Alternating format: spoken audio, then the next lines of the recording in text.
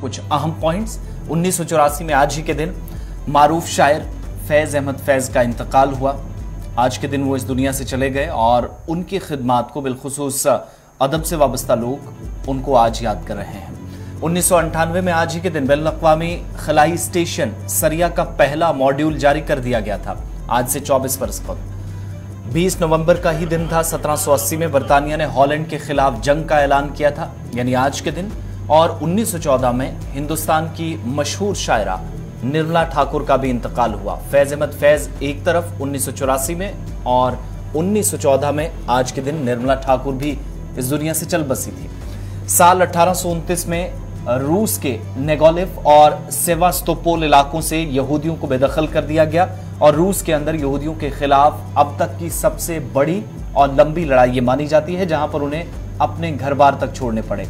20 नवंबर 1829 को उन्हें अपने घरों से आज के दिन निकाल दिया गया, अपने इलाकों से बेदखल कर दिया गया, यहां तक कि रूस भी छोड़ना पड़ा।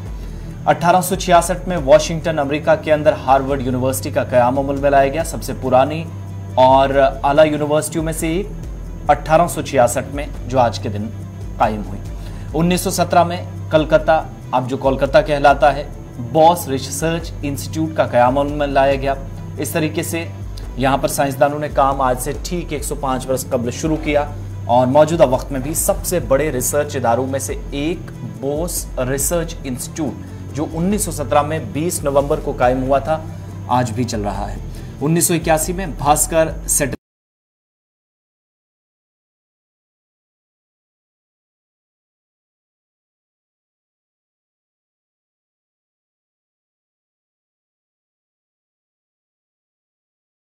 और यूँ तो एक लंबी फहरिस्त होती है हमारे सामने, लेकिन चंद अहम पॉइंट्स हिंदुस्तान और आलमी तारीख में, और सबसे पहले वो आपके सामने रख दिए हैं। अब प्रोग्राम का बाकायदा आगाज करेंगे और जम्मू कश्मीर आपको सबसे पहले लिए चलते हैं। थोड़ी देर में आप हमारे साथ रहेंगे तो मौसम का हाल अहवाल भी बताएंगे, जो कौमी शाहराएं हैं वहाँ पर क्या कुछ अपडेट हैं, सारी डिटेल्स आप तक पहुँचेंगी। लेकिन अब प्रोग्राम का आगाज आज सिक्योरिटी फोर्सेज की कार्रवाइयों की इस खबर के साथ जो साउथ कश्मीर में आधी रात से चल रही है। चलिए जनाब, करते हैं शुरुआत आज की अहम और बड़ी खबर से, जहां पर इंटेलिजेंस इदारों ने एक बड़ा ऑपरेशन चलाया था, क्योंकि ऑपरेशन चलाया बिजबेड़ा के इलाके में और बिजबेड़ा के चक्की डोड़ा इलाके के अंदर, जहां सर्च पार्टी चल रही थी और सर्च पार्टी पर और एडवांस पार्टी पर जो वहां मकामी मिलिटेंट छुपे बैठे थे उनकी तरफ से फायरिंग की गई है, जिसके बाद पुलिस तर्जमान ने इस बात की वजाहत की कि बिजबेड़ा के चक्की डोड़ा इलाके में एनकाउंटर शुरू हो गया है। ये पहली खबर आ रही थी कि जम्मू कश्मीर पुलिस की तरफ से इस बात की तस्दीक कर दी गई थी कि ज़िला अनंतनाग के हल्के इंतखाब बिजबेड़ा के चक्की डोड़ा नामी इलाके में 19 और 20 नवंबर की दरमियानी शब एनकाउंटर शुरू हुआ, जो अभी भी इस वक्त भी जारी है। पुलिस और सिक्योरिटी फोर्सेज को मजीद इलाके के अंदर तैनात कर दिया गया, मुहासरे को सख्त कर दिया गया। और ख़बर यह है कि एक मिलिटेंट जिसका एक ओवरग्राउंड वर्कर या मिलिटेंट हाइब्रिड मिलिटेंट जिसका ताल्लुक लश्कर से बताया गया था, सजाद तांत्रे, जो पहले ही पुलिस की तहवील में था और उनको इंट्रोगेट किया जा रहा था, वो उन्हें एक हाइड आउट की ओर ले जा रहा था जहां पर और मिलिटेंट छुपे बैठे थे। और जो ही ये सर्च पार्टी सजाद तांत्रे को लेकर इस इलाके की ओर चली गई है तो वहां पर घमासान हुआ है, फायरिंग हुई है। और इब्तिदाई खबरों के मुताबिक जो थोड़ी देर पहले पुलिस ज़राया की तरफ से खबर सामने रखी गई है कि इसमें सजाद तांत्रे नामी एलईटी का ये हाइब्रिड मिलिटेंट जो है वो गोली लगने से मर गया है, जिसे अस्पताल लाने की कोशिश की गई थी, एसडीएच बिजबेड़ा उसे लाया गया, लेकिन डॉक्टरों ने उसे ब्रॉड डेड डिक्लेयर कर दिया है वहां पर। तो इस तरीके से ये झड़प जो रात को शुरू हुई थी 19 और 20 नवंबर की दरमियानी शब को जो एनकाउंटर शुरू हुआ था, अभी तक पुलिस तर्जुमान के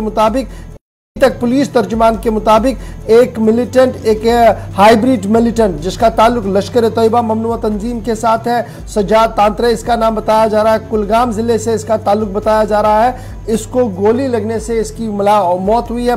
और मिलिटेंटों की तरफ से जहां की ओर ये जा रहे थे, जिस इलाके को कॉर्डन में लिया गया था, चकडूडू इलाके को, वहां की ओर जब ये जा रहे थे तो वहां पर मिलिटेंट जो मौजूद थे उन्होंने जबरदस्त फायरिंग की है। उस फायरिंग के नतीजे में फिलहाल एक हाइब्रिड मिलिटेंट के मारे जाने की तस्दीक पुलिस की तरफ से जो है वो की जा रही है। ताहम इलाके के अंदर एनकाउंटर जो है वो लगातार जारी है। पुलिस तर्जुमान ने ये साफ कर दिया है कि इजाफी कुंभक को यहाँ पर रवाना कर दिया गया है। इलाके के तमाम खारजी और दाखिली रास्तों को बंद करके अभी सर्च ऑपरेशन जो है वो इस इलाके के अंदर बड़े पैमाने पर चल रहा है। और बड़ी खबर हम आपको बता रहे हैं जी, इस पर जरा मजीद गुफ्तगू करेंगे।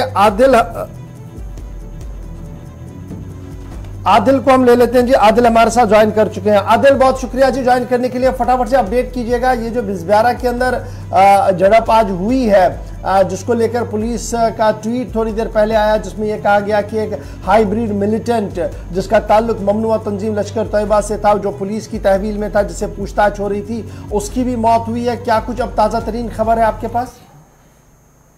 जी बिल्कुल गौहर साहब, मैं आपको बताऊं कि जो एनकाउंटर है चक डूडू पुलिस के मुताबिक आज सुबह अलसुबह वहाँ पे स्टार्ट हुआ था।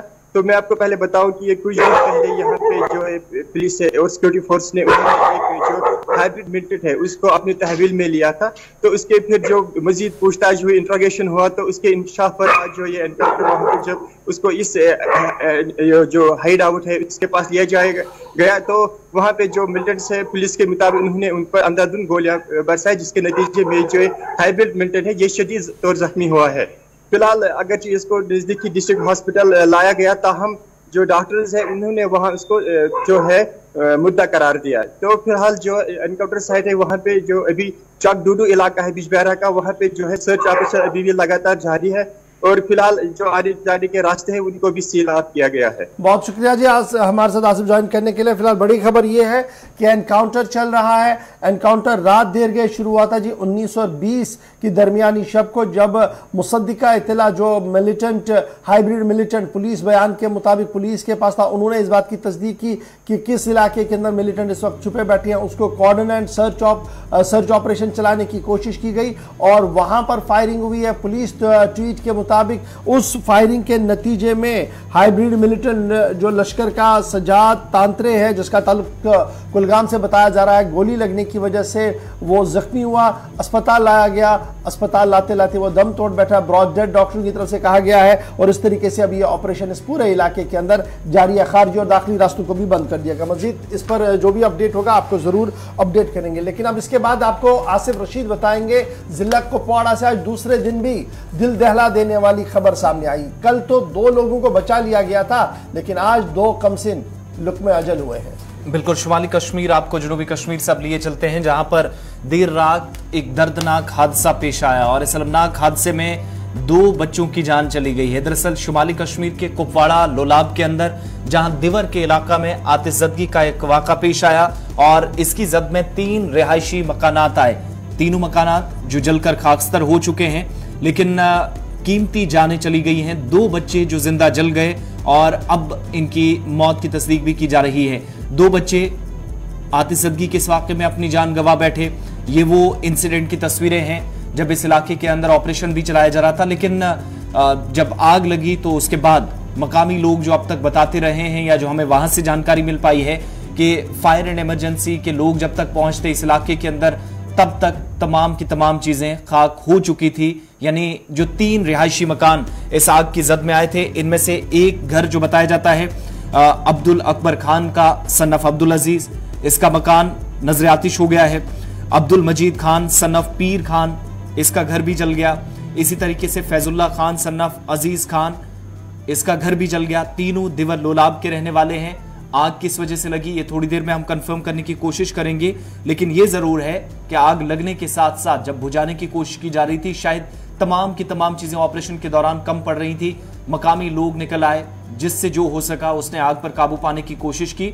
जब तक मुतल्लिका इदारे के या जो जिम्मेदारान है वो पहुंचते इस इलाके के अंदर, तब तक तमाम की तमाम चीजें खाकस्तर हो चुकी थी। 3 रिहायशी मकान, लकड़ी, टीन, बाकी अंदर रखा सामान, तमाम चीजें मुकम्मल तौर खाकस्तर हो गए। रात का वक्त था, इसलिए नुकसान काफी ज्यादा उठाना पड़ा। और बताया जाता है कि इन्हीं 3 रिहायशी मकानात में से एक मकान जो कि अब्दुल अकबर खान का है, जिसके 2 बच्चे भी बताया जाता है, जो अभी तक हमारे पास इतलात हैं कि वो जिंदा जल गए। यानी इससे अंदाजा लगाया जा सकता है कि किस कदर आग ने भयानक रूप इख्तियार कर रखा था। और यहां तक कि जब ऑपरेशन, जो हमारे पास इनिशियल रिपोर्ट्स आई कि फायर एंड इमरजेंसी के जिम्मेदारान जब तक पहुंचते तब तक कुछ जमीन पर बचा नहीं था। 3 के 3 मकान मुकम्मल तौर खाकस्तर हो गए थे। दिवर लोलाब का वो इलाका शायद किसी गर्मी की हालात की वजह से, या फिर मजीद इसमें कोई बिजली की वजह से, शॉर्ट सर्किट की वजह से आग कैसे लगी, ये जानने की कोशिश अपने नुमाइंदे से भी करेंगे। लेकिन ताज़ा तस्वीरें गुलिस्तान न्यूज़ पर आप अब तक की सबसे बड़ी और एक्सक्लूसिव तस्वीरें देख रहे हैं। इस दूर दराज इलाके की नॉर्दर्न पार्ट का सरहदी जिला कुपवाड़ा लुलाब दिवर का इलाका, जहां पर 3 मकान तो जले ही, लेकिन 2 बच्चे इस आग में जिंदा जल गए और अपनी जान गंवा बैठे। साहिल शमीम कुपवाड़ा से हमारे साथ इस वक्त मजीद तफसीलात के लिए हैं। साहिल, क्या अपडेट्स अभी तक और आपके सामने हैं? क्या तफसीलात आप इकट्ठी कर पाए हैं? आग की वजूहात क्या रही और नुकसान के हवाले से क्या कुछ कंफर्मेशन हो पाई है? साहिल, अब तक आवाज पहुंच रही है? जी आसिफ, मैं आपको बता दूं कि मैं इस वक्त जो है सपाट पर पहुंच गया हूं। हालांकि यहाँ पर जो है कल देर गए दिवर लोलाब में जो है दौरान शब आग जो है एक घर से नमूदार हुई है। हालांकि बताया जाता है कि यहाँ पर जो है इसके लपेट में 3 मकान आए हैं। हालांकि इसमें जो है 2 बच्चे जो है वो झुलस कर जो है लुक़्मे अजल बन गए हैं। हमारे साथ यहाँ पर इस वक्त मुकामी लोग भी मौजूद हैं। मैं आपको दिखा सकता हूँ तस्वीरों में कि आप देख सकते हैं तस्वीरों में कि यहाँ पर जो है किस तरह की हालात यहाँ पर बनी हुई है। सबसे पहले जो है गुलिस्तान न्यूज ने ये खबर जो है ब्रेक की थी। हालांकि सबसे पहले हम यहाँ पर पहुंचे हैं, तो इस वक्त जो है मेरे साथ कुछ लोग मौजूद है। वापस विनर साहब क्या मस्त बोल रहा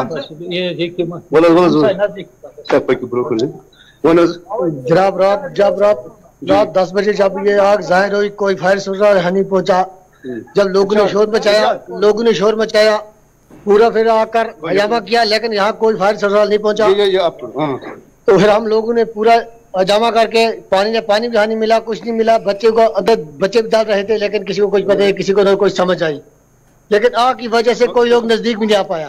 तो आप हमें बता कि ये आग कितने बजे नमूदार हुई, किस मकान में आग स्टार्ट हुई? जैसे बच्चे सोए हुए थे, बुखारी लगा रखी थी अंदर, ये पता नहीं चला कैसे बुखारी के जरिए हुई या कैसी, ये समझ कुछ आई नहीं। जब हम लोगों ने देखा आग, तो लोगों ने शोर मचाया, खिड़की खुलाई, खिड़की से आग निकली बाहर, कोई लसिया, यहाँ कुछ पता नहीं चला फिर क्या हुआ क्या नहीं, फिर कोई समझ आई। फायर सर्विस कितनी देर तक? फायर सर्विस आई मकान खत्म होकर, बिल्कुल मकान खत्म होकर, बिल्कुल लोगों ने मिलने पहले बोला कि लोगों को हाथों से कुछ हुआ नहीं, लेकिन फायर सर्विस वाला कोई नहीं आया। लालपुर वाले पहुंचे पहले, लेकिन देवर वाला पहले कोई नहीं पहुंचा फायर सर्विस वाला।